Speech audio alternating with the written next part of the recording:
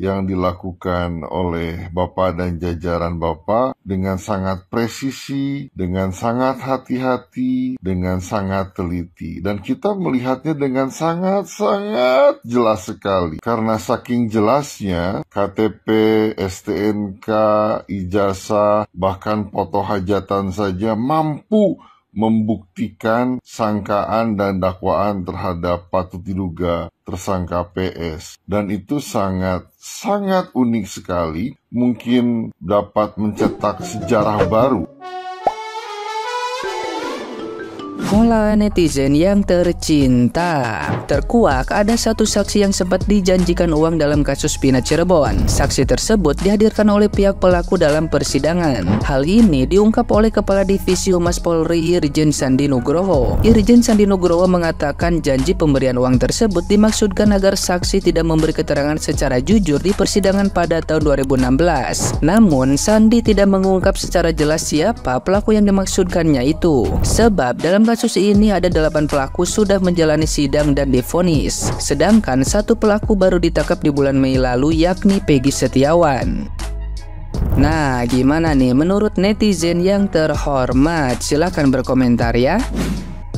Nah, jadi sebenarnya mereka ini sudah di persimpangan jalan ya, yang dimana di situ mereka sudah tidak kuat ya untuk bukti-buktinya. Seharusnya nih jangan diteruskan, ya kan? Ini aduh, istilahnya membuat narasi penyuapan, intimidasi, ya kan, pengancaman. Nah, logikanya mereka ini hanya sebatas kuli bangunan.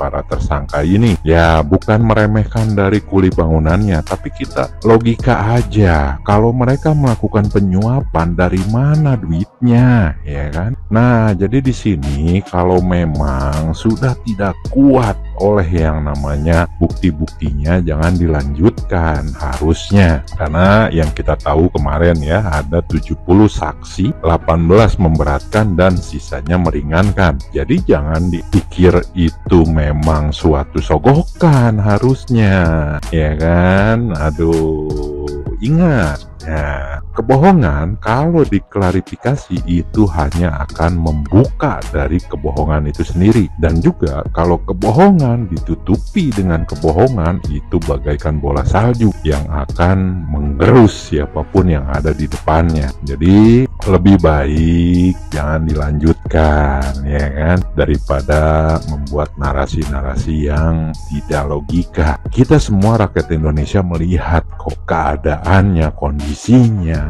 gitu kan. Nah, jadi yang tidak masuk Nurul itu dari mana dia bisa menyogok? Ya istilahnya kalau di film-film oke lah, jadi seorang jutawan menyamar jadi seorang kuli bangunan ya, itu logika. Tapi ini kan aduh ya, jadi please deh gitu ya, kalau memang sudah di persimpangan jalan, sudah tidak kuat saksi-saksinya atau barang buktinya, ngapain dilanjutkan? Lebih baik klarifikasi, mengakui kesalahan yang memang sudah diperbuat, itu lebih baik daripada mengeluarkan narasi-narasi yang memang tidak masuk akal, karena itu akan terbongkar sendiri, ya kan? Salam waras, salam sila kelima, netizen pantau terus.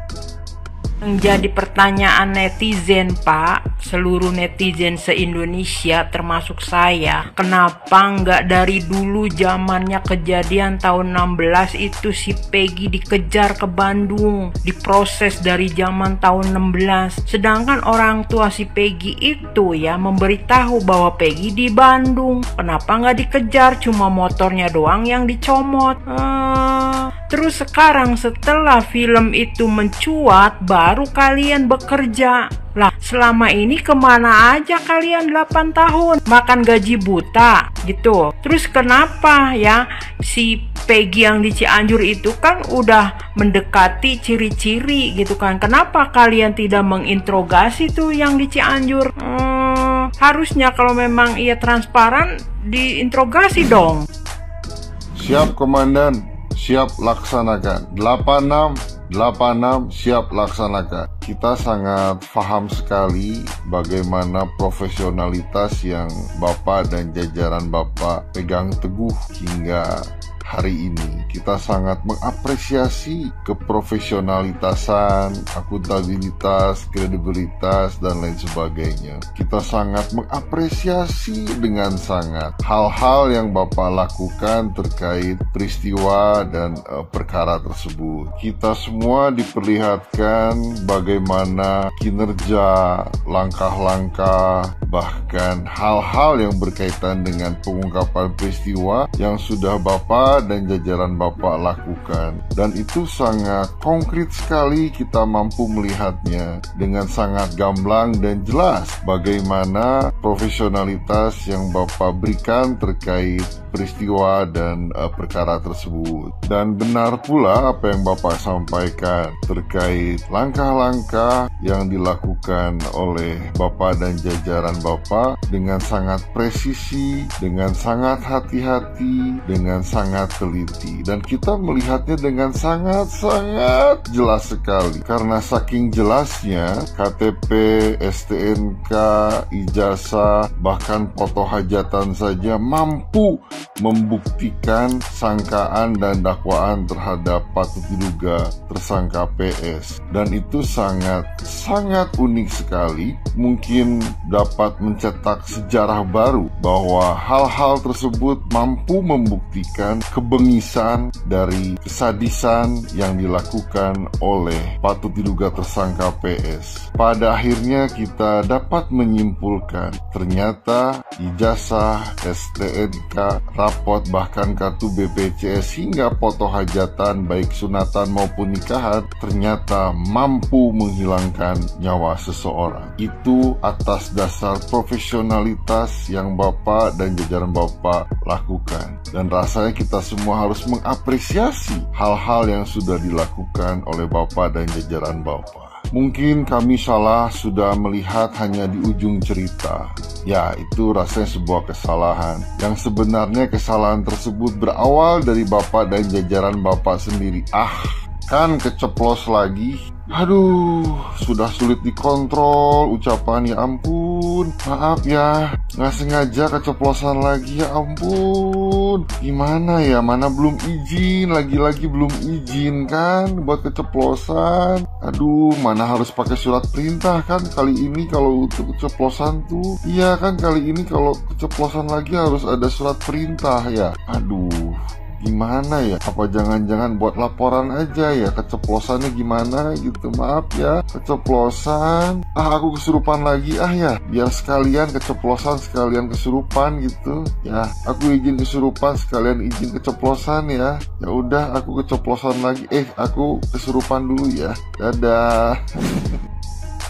Sepertinya polisi, CQ penyidik akan tetap mempertahankan bahwa Peggy Setiawan ini harus dihukum. Dan 8 orang terpidana lainnya itu adalah pelaku dan terhadap Vina dan Eki. Terserah Anda, mau Anda paksakan itu, mau segala macam, mau Anda hukum mati itu si Peggy, nggak ada urusan sama kami. Tetapi ingat, kalau sampai masyarakat tidak percaya dengan kepolisian, CQ penegakan hukum, maka ini bukan lagi sebagai negara hukum. Negara kita bukan lagi negara hukum, tapi negara kekuasaan. Ingat, Mahfud MD pernah berkata, kalau sudah terjadi salah jalan atau disorientasi, akan terjadi distrust atau kehilangan kepercayaan. Setelah itu akan terjadi disobedient atau pembangkangan. Kalau sudah masyarakat melakukan pembangkangan, ingat Pak, negara akan hancur, negara akan punah. Karena negara kita negara hukum. Jadi terserah penyidik Polda Jawa Barat mau tetap harus menghukum mati si Peggy itu, terserah. Tapi masyarakat akan menilai. Masyarakat hari ini sudah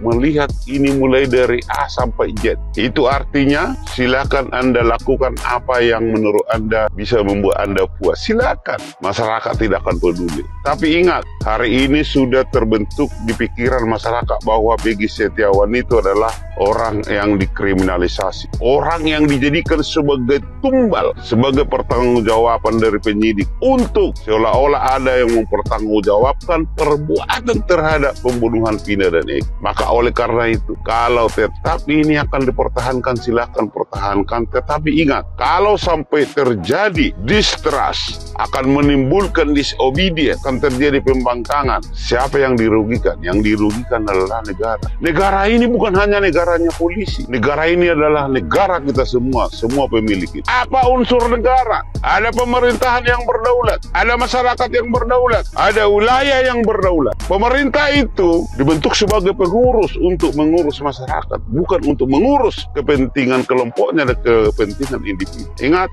pesan saya, jangan jadikan kekuasaan sebagai alat rekayasa. Yang bertindak melakukan penyidikan bukanlah penguasa, tetapi adalah penegak hukum, dalam hal ini penyidik. Terserah